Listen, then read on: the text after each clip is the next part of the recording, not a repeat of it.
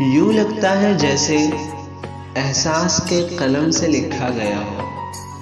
جی ہاں، میرے ایک بہت ہی عزیز دوست انصار احمد کا ایک چھوٹا سا افسانہ آپ تمام کی خدمت میں ذیشان صاحب کی آواز میں۔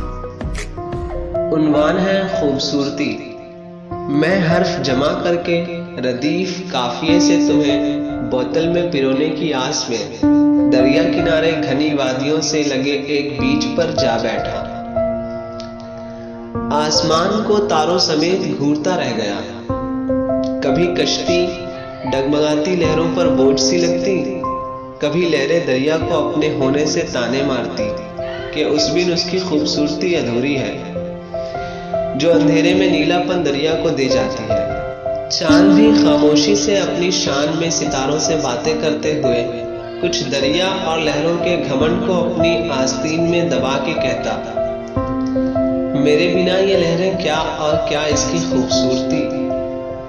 اس کی آنکھیں نم اور گرم، ہاں وہی سورج جو سب کو آگ بگولا ہو کر روشنی دے کر اپنے ہونے کے احساس دلانے کی سوچ سے پرے مست صرف خدا سے اور اپنے جیسے اوروں سے باتیں کرتا۔